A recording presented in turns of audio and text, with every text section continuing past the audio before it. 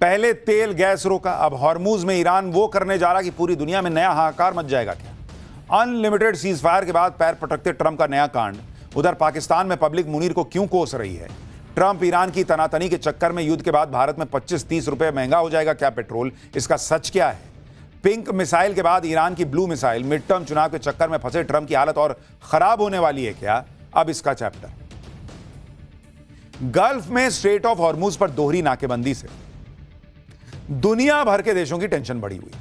London में कल 30 देशों की बैठक इसी मुद्दे को लेकर हो रही है कि आखिर हॉर्मूज को खुलवाना कैसे है बॉस। क्योंकि आप देखिए, ईरान की मर्जी के बिना हॉर्मूज से एक भी शिप पार नहीं जा पा रही।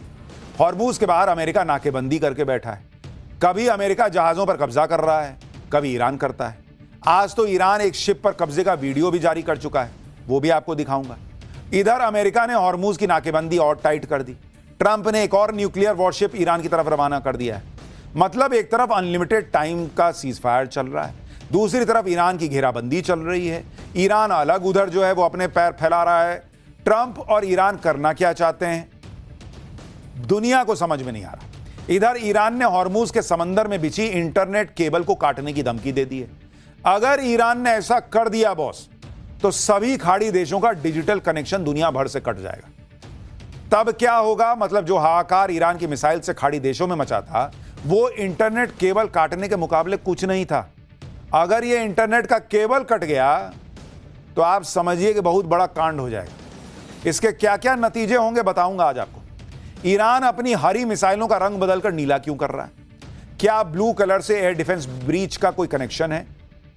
जो ट्रंप ईरान का रिजीम चेंज करने निकले थे, ईरान के जिस निर्वासित क्राउन प्रिंस रजा पहलवी को सत्ता थमाने वाले थे, उस रजा पहलवी पर कहां हमला हो गया, आज आपको यह भी दिखाऊंगा। जंग ईरान अमेरिका के बीच है और लॉकडाउन पाकिस्तान में लगा हुआ है।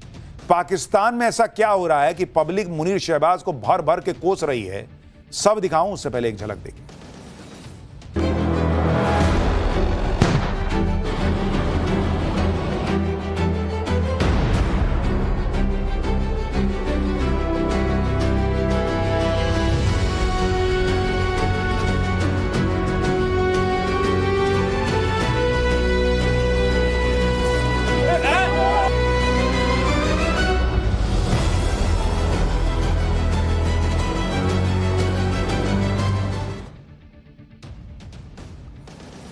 अमेरिका ईरान के बीच जो मारकाट थमी हुई है फिलहाल के लिए, वो कब शुरू हो जाएगी कोई नहीं जानता, क्योंकि ट्रंप की बातों का भरोसा किसी को नहीं है। कल ही ट्रंप ने अनलिमिटेड टाइम के सीज फायर का ऐलान किया था, लेकिन आप देखिए कि ट्रंप ने अपना एक और खतरनाक वॉरशिप ईरान की तरफ भेज दिया।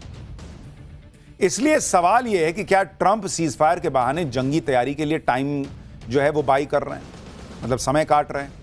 इस युद्ध में आगे क्या होगा, हॉर्मूज खुलेगा कि नहीं खुलेगा, ट्रंप न जाने कब आकर कह दें कि सीजफायर खत्म, अब ईरान को मिटा दूंगा, अब यह सवाल खड़ा हो रहा है। इन्हीं आशंकाओं के बीच हमारे यहां भी कुछ लोग एक्टिव हो गए। पेट्रोल डीजल को लेकर झूठ फैलाने लगे कि जैसे ही अभी ये राज्यों में चल रहे चुनाव खत्म होंगे, सरकार तेल के दाम बढ़ा देगी, वो भी 2-4 रुपया नहीं, कह रहे हैं कि 25-30 रुपया पर लीटर बढ़ा देगी। माना जा रहा है कि ये गलत खबरें बंगाल, तमिलनाडु समेत कई राज्यों में चुनाव की वजह से सोशल मीडिया पर फैलाई जा रही। लेकिन पेट्रोलियम मंत्रालय ने पेट्रोल और डीजल की कीमतों में बढ़ोतरी से जुड़ी खबरों को फर्जी और भ्रामक बताया। पेट्रोलियम मंत्रालय ने साफ किया कि सरकार के पास ऐसा कोई प्रस्ताव अभी विचाराधीन ही नहीं है कि चुनाव के बाद तेल के दाम बढ़ाने हैं। मंत्रालय की तरफ से यह भी कहा गया कि इस तरह की खबरें नागरिकों को भय और दहशत फैलाने के उद्देश्य से फैलाई जा रही हैं और पूरी तरह शरारतपूर्ण और भ्रामक है। यानी 25-30 रुपया पर लीटर तो छोड़िए, तेल की कीमतें बढ़ाने का कोई प्रस्ताव ही अभी चर्चा में नहीं है, सरकार कह रही। तेल के दाम बढ़ने वाली खबरों में दम इसलिए भी नहीं है क्योंकि हॉर्मुज स्ट्रेट में भले ही ईरान तेल के जहाजों को निकलने नहीं दे रहा, लेकिन जो जहाज भारत के लिए तेल लेकर आ रहे हैं उन्हें ईरान आने दे रहा है। बुधवार को ही देश गरिमा नाम का एक भारतीय जहाज हॉर्मुज स्ट्रेट को पार करके मुंबई पहुंचा है। इस जहाज को भारतीय नौसेना ने एस्कॉर्ट किया। इस ऑयल टैंकर पर 97,000 मीट्रिक टन कच्चा तेल लगा हुआ है। इसलिए सरकार कह रही है कि हाल फिलहाल तेल के दाम बढ़ाने का कोई प्रस्ताव आया ही नहीं है, ना ही सरकार इस पर विचार कर रही है। देश में तेल की तो दिक्कत नहीं है, लेकिन गैस सप्लाई का थोड़ा बहुत संकट अभी भी बना हुआ है। इसलिए सरकार ने गैस के नए कनेक्शन पर रोक लगा दी, ताकि जिन लोगों के पास गैस का कनेक्शन पहले से है उन्हें कम से कम गैस वक्त पर मिलती रहे। भारत के पेट्रोलियम मंत्रालय ने कहा है कि फिलहाल स्थिति सामान्य होने तक नए कनेक्शन नहीं दिए जाएंगे। इस फैसले के बाद भारत में सरकारी तेल कंपनियों ने नए एलपीजी कनेक्शन जारी करने की प्रक्रिया को फिलहाल के लिए रोक दिया है।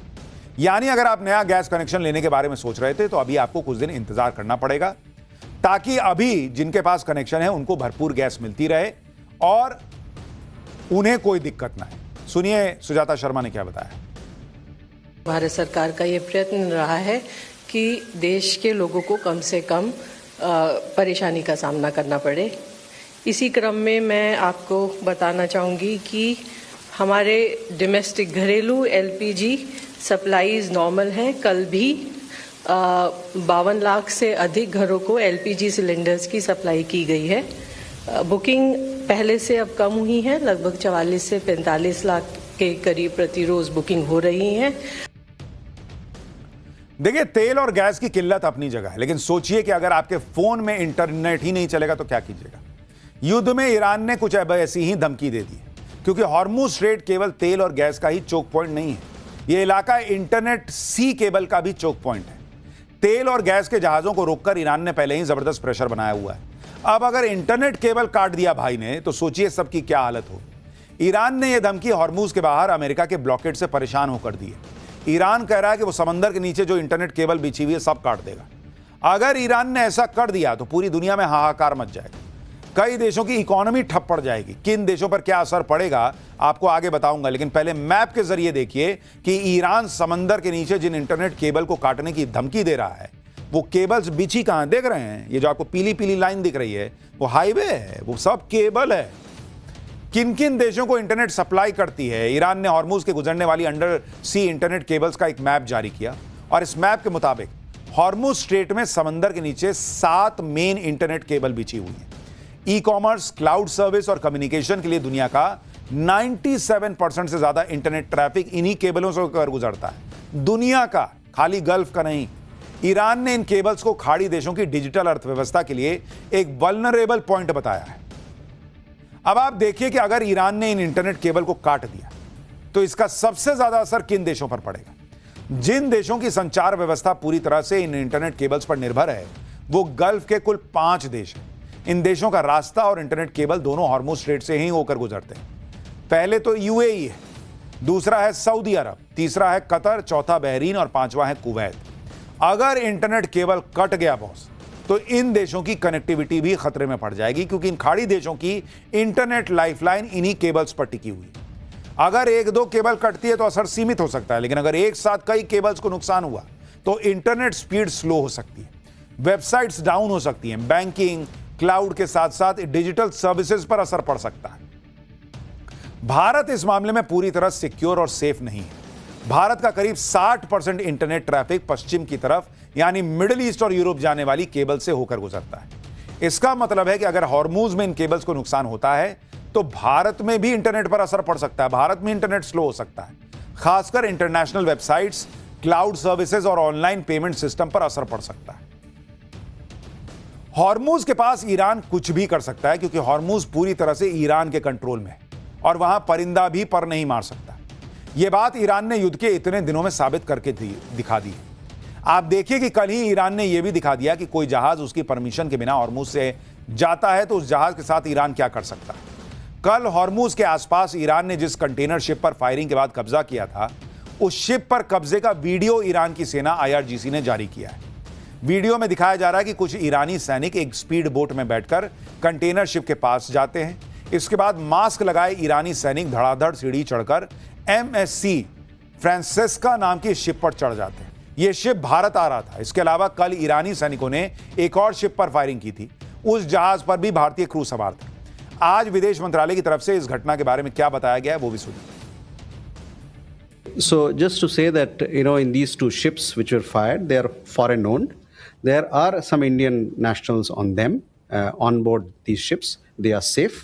As far as our ships are concerned in the Persian Gulf, we continue to remain in close conversation with Iranian authorities so that they can safely exit Persian Gulf and reach India. Iran ने जहाजों पर कब्जा करके Trump को challenge दिया है, क्योंकि Trump कह रहे हैं कि अमेरिका ने हॉर्मुज के जवाब में ईरान की जो नाकेबंदी की है उससे ईरान को हर दिन $500 मिलियन का नुकसान हो रहा है। लेकिन ईरान तो ट्रंप के दावे को हवा में उड़ा रहा है और कह रहा है कि हॉर्मुज से तो उसे जबरदस्त कमाई हो रही है, वो भी बिना तेल बेचे। ईरान की यह नई कमाई हॉर्मुज स्ट्रेट में जहाजों से टोल वसूल कर हो रही है। कुछ दिन पहले ईरान ने ऐलान किया था कि वो युद्ध में अमेरिका और इजराइल ने उसे जितना नुकसान पहुंचाया है उसकी भरपाई वो हॉर्मुज से गुजरने वाले जहाजों से टोल वसूल कर करेगा। इसी के बाद ईरान ने अपने मित्र देशों के जहाजों को छोड़कर बाकी सभी देशों के जहाजों से टोल वसूलना शुरू कर दिया। अब ईरान ने दावा किया है कि उसने हॉर्मुज में टोल वसूली से पहला रेवेन्यू हासिल कर लिया। रिपोर्ट्स के मुताबिक ईरान टोल के नाम पर हर ऑयल टैंकर से $20 लाख ट्रांजिट फीस वसूलता था। ईरान इन पैसे की पेमेंट कभी युआन में तो कभी क्रिप्टो करेंसी में लेता था। ईरान इस पैसे को अपने बैंक्स में जमा कर रहा है। यानी ट्रंप ईरान को नुकसान पहुंचाने की जितनी कोशिश कर रहे हैं, ईरान उस नुकसान की भरपाई उस रास्ते से निकलने वाले तेल के टैंकर से कर ले रहा है। यानी यहां भी ट्रंप की चाल नहीं चली। इधर ईरान पर दबाव बढ़ाने के लिए अमेरिका ने हॉर्मुज के बाहर नाकेबंदी और कड़ी कर दी। अमेरिकी नेवी के कई जहाज पहले से ईरान के पास समंदर में एंकर डाले हुए हैं। अब ट्रंप ने एक और वॉरशिप को ईरान की तरफ रवाना किया। अमेरिका के इस वॉरशिप का नाम है USS जॉर्ज H.W. बुश। यह अमेरिका का परमाणु ऊर्जा से चलने वाला सुपर कैरियर है। माना जा रहा है कि अगले 3 से 5 दिनों में यह जहाज मिडिल ईस्ट में पहुंच जाएगा। ईरान से भिड़कर ट्रंप हर दिन अपनी बेइज्जती करा रहे हैं। खुद ईरान ट्रंप के हर बयान के बाद उनका मजाक उड़ाता है। कल ट्रंप ने जब सीजफायर बढ़ाने का ऐलान किया तो ईरानी मीडिया में ट्रंप का खूब मजाक उड़ाया गया और इसकी खींच मिटाने के लिए ट्रंप अब भारत और चीन जैसे देशों पर उल्टे सीधे बयान देकर लोगों को ध्यान डाइवर्ट कर रहे हैं। लेकिन यहां भी ट्रंप की फजीहत हो। ट्रंप ने जन्मजात नागरिकता पर एक लेटर शेयर किया जिसमें भारत के लिए नर्क शब्द का इस्तेमाल किया। इसमें लिखा है कि यहां पैदा होते ही बच्चा तुरंत नागरिक बन जाता है और फिर वे चीन, भारत या दुनिया के किसी और नर्क जैसी जगह से अपने पूरे परिवार को यहां बुला लेता है। यह देखने के लिए आपको बहुत दूर जाने की जरूरत नहीं है। अब यहां अंग्रेजी नहीं बोली जाती। आज जो प्रवासी वर्ग यहां आ रहा है उनमें इस देश के प्रति लगभग कोई निष्ठा नहीं है, जो कि हमेशा से ऐसा नहीं था। ईरान ने ट्रंप की हालत खराब करके रखी हुई और भाई साहब अनाप शनाप कुछ भी बोल रहे हैं। ईरान ने तो अपनी मिसाइलों का रंग भी बदलना शुरू कर दिया है। ईरान की हरी मिसाइलें अब नीले रंग में रंगी जा रही। ईरान ने इससे पहले अपनी मिसाइलों को पिंक कलर में रंगा था और अब ब्लू कलर में ईरान ने इसे रंगना शुरू कर दिया है। ईरान कह रहा है कि पिंक मिसाइलें ईरान की बेटियों को समर्पित थी, ब्लू कलर की मिसाइलें ईरान के लड़कों को समर्पित हैं। यानी ईरान यह भी दिखा रहा है कि उसके पास मिसाइलों की कोई कमी नहीं है और रंग रंग के ऐसी मिसाइलें मारेगा कि ट्रंप के चेहरे का रंग उतार देगा। ईरान के मामले में ट्रंप की बेइज्जती से पूरी दुनिया जो है ना वो वाकिफ है। साथ ही साथ पाकिस्तान और मुनीर की भी तगड़ी बेइज्जती हो रही है। हालांकि उनकी इज्जत ज्यादा है नहीं, फिर भी थोड़ी बहुत तो हो ही रही है।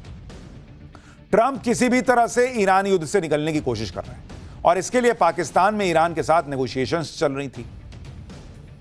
पाकिस्तान में एक राउंड की बात भी हो चुकी थी और दूसरे दौर की बातचीत के लिए पाकिस्तान ने तगड़ी तैयारी कर ली थी। इस्लामाबाद में सब बंद कर दिया था कि सब आएंगे तो भाई सिक्योरिटी देनी पड़ेगी। पाकिस्तान ने अमेरिकी और ईरानी प्रतिनिधिमंडल की सुरक्षा के लिए लॉकडाउन लगा दिया, लेकिन इससे पाकिस्तानी पब्लिक परेशान हो रही है। और अब जब शांति वार्ता में अमेरिका और ईरान दोनों आए ही नहीं तो पाकिस्तानी पब्लिक भड़क गई कि यार झूठे परेशान कर दिए तुम। पाकिस्तान पहले से बदहाल है और अब बेवजह के लॉकडाउन से इस्लामाबाद में लोगों की मुश्किल बढ़ गई। इस्लामाबाद में पिछले 10 दिनों से लॉकडाउन की स्थिति है। इस वजह से सब्जियों के दाम आसमान पर पहुंच गए। वहां मिर्च 300 रुपए किलो बिक रही है, टिंडा 800 रुपए का हो गया है, शिमला मिर्च 500 रुपए किलो की हो गई है। शहबाज और मुनीर अमेरिका ईरान युद्ध के सीजफायर का क्रेडिट ले रहे हैं और दूसरी तरफ पाकिस्तान के लोग ही शहबाज और मुनीर को गालियां दे रहे हैं कि हमारी जिंदगी जहन्नुम बना दी इसने। पाकिस्तान की पब्लिक ही कह रही है कि उनके नेता उन्हें जलील करा रहे हैं, लेकिन क्या कीजिए, ये देश बना ही जलील होने के लिए। खैर, पाठशाला में अब अगला चैप्टर। दिल्ली के